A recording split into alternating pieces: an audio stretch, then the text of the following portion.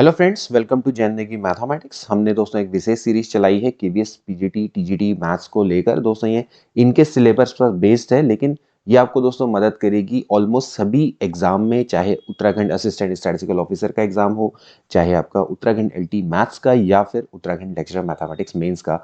Syllabus एक हमने आधार बनाया है केवीएस पीजीटी का। आप इससे अन्य एग्जाम की भी प्रिपरेशन दोस्तों आसानी से कर सकते हैं। आज का टॉपिक दोस्तों रहने वाला है कार्टेशियन प्रोडक्ट्स ऑन सेट्स। तो चलिए आज की वीडियो को शुरू करते हैं। तो दोस्तों आज हम पढ़ेंगे भैया कार्टेशियन प्रोडक्ट्स ऑफ सेट्स। इससे पहले दोस्तों हमने सेट थ्योरी पर आधारित 5 से 6 वीडियोस दोस्तों आपके लिए प्रोवाइड करवाई हैं। वहां पर आप देख सकते हैं कि हमने सेट थ्योरी का आपको बेसिक इंट्रोडक्शन, इनके बीच में किस तरह के ऑपरेशंस लगते हैं, इनके बारे में दोस्तों आपको बताया था और कुछ एप्रोप्रिएट एमसीक्यू भी आपको करवाए थे। आज हम दोस्तों पढ़ेंगे कि भैया जो सेट है, सेट को हम किस तरह से एसोसिएट कर सकते हैं। एक या एक से ज्यादा सेट्स को मान लेते हैं, आपके पास दो सेट है ए और बी, तो इनको एसोसिएट करने के दोस्तों तरीके होते हैं। इसमें से एक तरीका होता है कार्टेशियन प्रोडक्ट ऑफ सेट्स। इसके अलावा रिलेशन फंक्शन, जिसको हम आगे पढ़ेंगे। सबसे पहले हम बात करेंगे कार्टेशियन प्रोडक्ट को पढ़ने से पहले एक ऑर्डर्ड पेयर क्या होता है। ऑर्डर्ड पेयर क्या होता है दोस्तों? In ordered pair consist two objects और element in a given fixed order. यानी कि ऑर्डर्ड पेयर दोस्तों क्या होता है कि दो ऑब्जेक्ट्स या फिर एलिमेंट्स को कंटेन किए रहता है इन अ फिक्स ऑर्डर। जैसे कि ए कॉमा बी है, इस तरह से हम ऑर्डर्ड पेयर को शो करते हैं। यहाँ पर ए एलिमेंट होता है ए का, यानी कि एक सेट का, और बी एलिमेंट होता है बी का। ऑर्डर्ड पेयर है तो सिंपल सी बात है कि यहाँ पर जो एलिमेंट्स होंगे वो अपने क्या होंगे, फिक्स ऑर्डर में होंगे। कहने का मतलब है कि it is not equal to b comma a. ये आपने दोस्तों समझने वाली बात है, ठीक है ना। ऑर्डर्ड पेयर को समझना है कि it is not a set consisting to element, यानी कि ये सेट है, ये आपका क्या है, ऑर्डर्ड पेयर है। Ordered pair is not a set, मतलब ये दोनों के दोनों इक्वल नहीं है। अब कई बार क्या होता है कि हमें समझ लेते हैं कि एक सेट है जो कि दो एलिमेंट्स को कंटेन करता है। ऑर्डर्ड पेयर का मतलब सिंपल सी बात है, दो ऑब्जेक्ट्स या एलिमेंट को कंटेन किए हुआ एक फिक्स ऑर्डर का पेयर आप इसको कह सकते हैं, ठीक है। अब इसके बाद बात करेंगे दोस्तों जैसे कि इक्वलिटी ऑफ ऑर्डर्ड पेयर की। तो a one comma b one, a two comma b two, अगर आपके पास दो ऑर्डर्ड पेयर हैं तो वो इक्वल तब होंगे जब उनके करस्पॉन्डिंग एलिमेंट्स भी क्या होंगे दोस्तों, इक्वल होंगे। यानी कि ए वन बराबर ए टू होना चाहिए, बी वन बराबर क्या होना चाहिए, बी टू होना चाहिए, तभी जाके वो इक्वल होंगे। आप देख सकते हैं 1,2 डज नॉट इक्वल टू 2,1, क्योंकि अगर 1 बराबर 2 और 2 बराबर 1 नहीं हो सकता। Similarly 1,1 can not be equal to 2,2, क्योंकि 1 can not be equal to 2। Okay, अब इस तरह के क्वेश्चन दोस्तों आपको देखने को मिलते हैं। Find the value of A comma B, जिस तरह से आपका एक ऑर्डर्ड पेयर है। तो ऑर्डर्ड पेयर की डेफिनेशन से ये दोनों कब इक्वल होंगे दोस्तों, जब आपके करस्पॉन्डिंग एलिमेंट्स आपस में क्या होंगे, इक्वल होंगे। यानी फर्स्ट एलिमेंट इसके फर्स्ट एलिमेंट के बराबर होना चाहिए, यानी कि 2a-1। तो इसको दोस्तों जब सॉल्व करेंगे तो a बराबर कितना आ जाएगा दोस्तों, यहाँ पर से 1 आ जाएगा। सिमिलरली b प्लस 3 बराबर आपका क्या होना चाहिए, 3 होना चाहिए। तो b बराबर दोस्तों क्या आ जाएगा, 0 आ जाएगा। तो इस तरह से आप a कॉमा b की वैल्यू को फाइंड आउट कर सकते हैं। अब दोस्तों हम बात करेंगे हमारे मेन टॉपिक की, Cartesian products of sets. Cartesian products of sets क्या होता है? कार्टेशियन प्रोडक्ट्स ऑफ सेट्स को दोस्तों हम ए क्रॉस बी से दिखाते हैं। इसके सारे एलिमेंट दोस्तों क्या होते हैं, ऑर्डर्ड पेयर की फॉर्म में होते हैं, ए कॉमा बी की। जहां पर आप देख सकते हैं कि A is the element of A होता है and B is the element of B होता है। तो जनरली दोस्तों this is known as a Cartesian product of sets. अगर ए बराबर 5 हो जाए और बी बराबर 5 हो जाए तो इसका मतलब है कि ए क्रॉस बी क्या होगा, 5 के बराबर होगा। यानी कि इनका जो क्रॉस प्रोडक्ट है, या फिर आपको कार्टेशियन प्रोडक्ट कहेंगे, तो कार्टेशियन प्रोडक्ट आपका क्या होगा, 5 के बराबर होगा। बहुत आसान है। जैसे मान लेते हैं आपके पास कोई सेट है ए, और इसके जो अंदर के एलिमेंट हैं ए कॉमा बी, इस तरह से दिखा रखे हैं। और बी के जो एलिमेंट है दोस्तों आपको दिखा रखे हैं 1 2 3। तो अगर आप दोस्तों क्या करना चाहते हैं, ए क्रॉस बी निकालना चाहते हैं, तो आपने सिंपली क्या करना है, ए और बी के एलिमेंट्स को आपस में एसोसिएट करना है। किस तरह से एसोसिएट करेंगे, ए का 1 के संग, ए का 2 के संग, ए का 3 के संग। तो किस तरह से दोस्तों ये बनेगा, आप इसको देख सकते हैं, ए क्रॉस बी है, ए क्रॉस बी के जितने भी एलिमेंट्स होते हैं वो ऑर्डर्ड पेयर की फॉर्म में होते हैं। तो इस तरह से दोस्तों दिखेगा, ए कॉमा 1, ए कॉमा 2, ए कॉमा 3। ओके, सिमिलरली बी को भी दोस्तों आप एसोसिएट करेंगे तो क्या आ जाएगा, बी कॉमा 1। जैसे आप इस तरह से करेंगे, B comma 1, B comma 2 and B comma 3। तो B comma 2 and B comma 3। तो we can see that this is the way we can find A cross B. Similarly अगर हमें दोस्तों बी क्रॉस ए निकालना है तो बी क्रॉस ए में भी आप इसी तरह से करेंगे। जैसे कि आपका ये है ए और ये है आपका बी, तो आप इसको बी क्रॉस ए निकालना चाहते हैं तो यहाँ पर ए लिखेंगे, बी लिखेंगे, 1 2 3 लिखेंगे। तो बी क्रॉस ए क्या हो जाएगा, बी क्रॉस ए हो जाएगा कि बी के एलिमेंट को ए के संग एसोसिएट करना है। तो क्या हो जाएगा, 1 comma A, 1 comma B. Okay, similarly 2 comma A, 2 comma B, and similarly 3 comma A, 3 comma B. Okay, इस तरह से आप इसको लिख सकते हैं, ठीक है। सो आप क्लियरली देख सकते हैं कि जो ए क्रॉस बी है वो डज नॉट इक्वल टू होता है बी क्रॉस ए, यानी कि दे आर नॉट कम्यूटेटिव। क्योंकि आपको पता है कि भैया जो ऑर्डर्ड पेयर है वो आपका फिक्स ऑर्डर का होता है, क्योंकि a comma b does not equal to b comma a.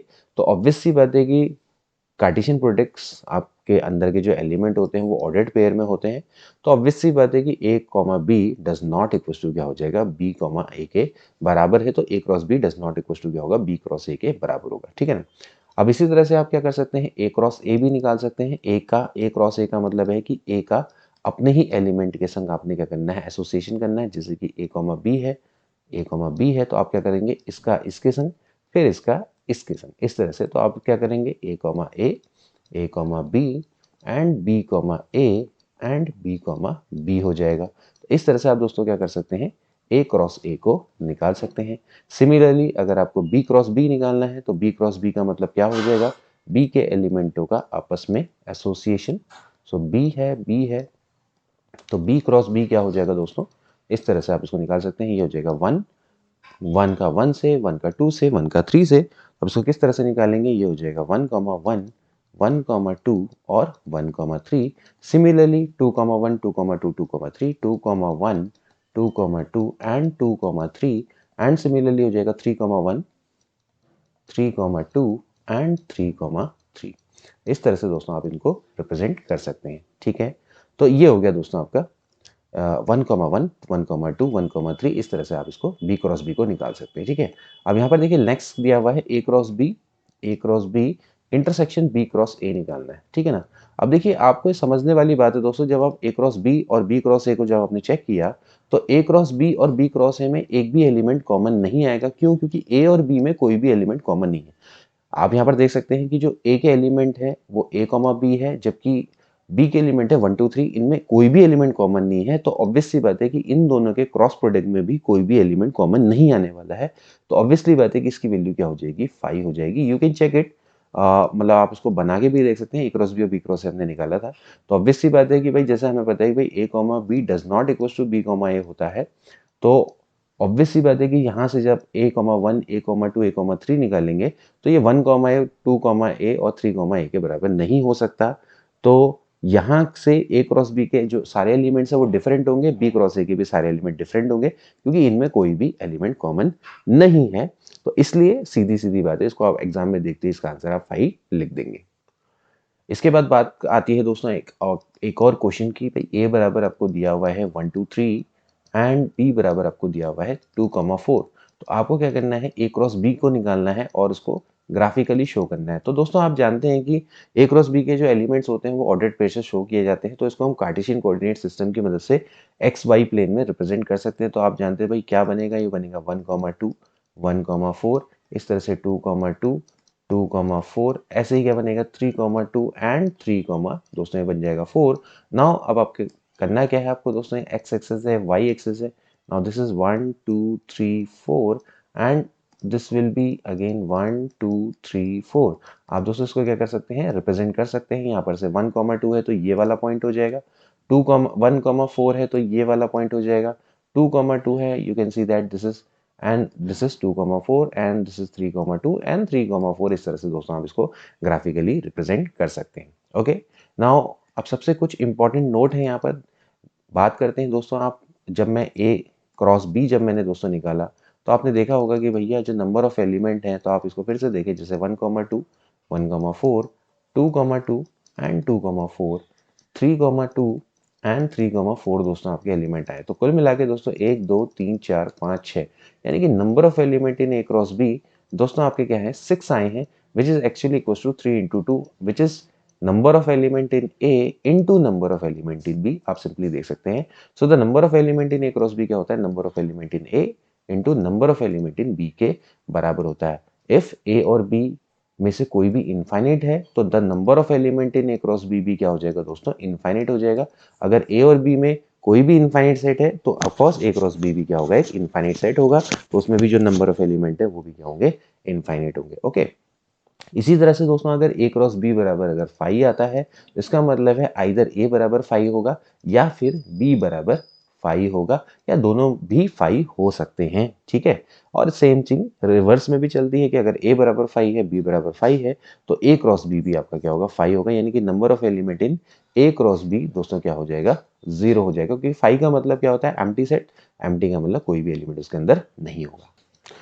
तो दोस्तों ये था कार्टेशियन प्रोडक्ट सिस्टम का सिस्टम।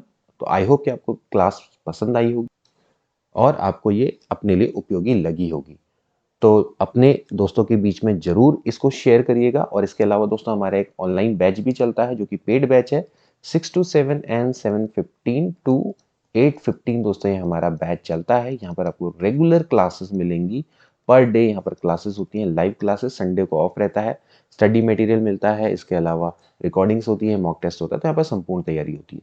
अगर आप जुड़ना चाहें तो यहाँ पर भी जुड़ सकते हैं, नीचे हमारा कॉन्टैक्ट नंबर दिया गया है, वहाँ पर भी दोस्तों आप यहाँ पर संपर्क कर सकते हैं। मिलते हैं अगली वीडियो में, गुड बाय।